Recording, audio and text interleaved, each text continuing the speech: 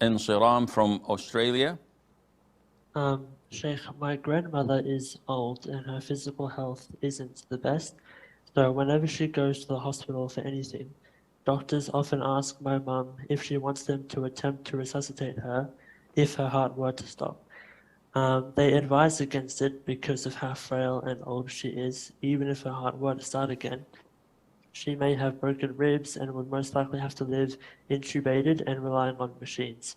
So my mum wants to know, what should she do according to Islam? Should she ask them to always try to resuscitate her anyways? Well, this is an Islamic and ethical question.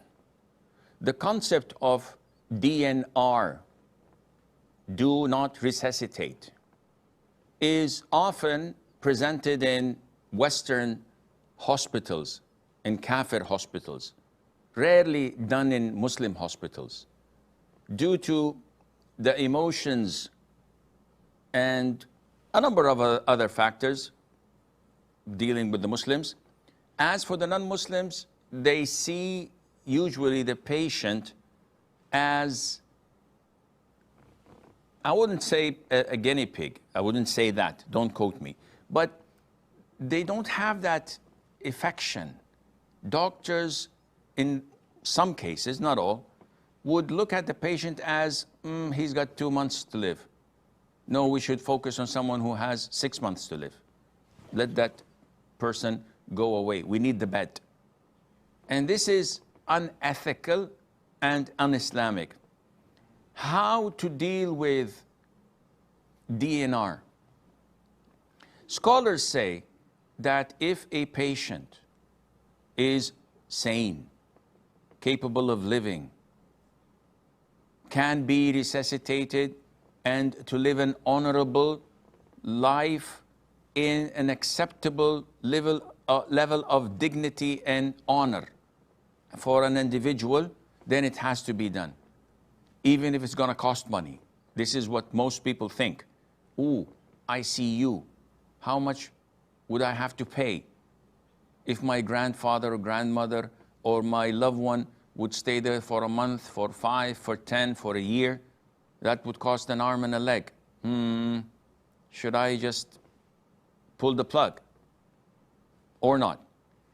But if resuscitation would lead to losing the dignity and honor of that patient and giving him a lot of hardship more than what was expected, in the sense that he cannot live without these machines, and the life presented to him is not a real life. We hear about a lot in the West calling for legalizing euthanasia, or mercy killing, as they may translate it to. And this is not permissible in Islam. But what made them go that step? In many cases, because the hardship and the pain and the agony and the loss of dignity and an honorable way of living is unbearable, neither to them nor to their loved ones. In Islam, if the patient is sane, he can still live with his sane mind, he can pray, he can make dhikr, and there is some hardship, but he's alive. We can never pull off the plug. We can never say, do not resuscitate. But if resuscitating him or her would cause into living on continuously, I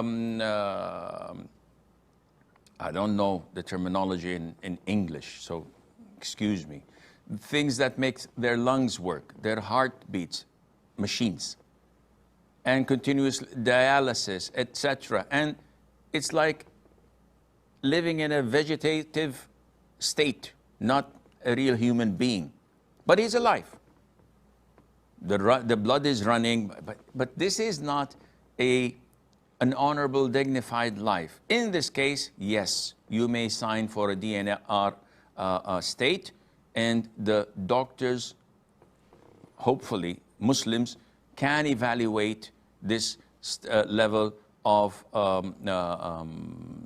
life to be given or to be taken away, not because they're playing God, rather because this is after weighing the pros and cons. And I think the Ministry of Health here in Saudi Arabia has issued a paper stating these conditions and what defines as a dignified, honorable life, and when to sign for a DNR and to apply it. And Allah Azza wa Jal knows best. May Allah make things easy for your grandmother.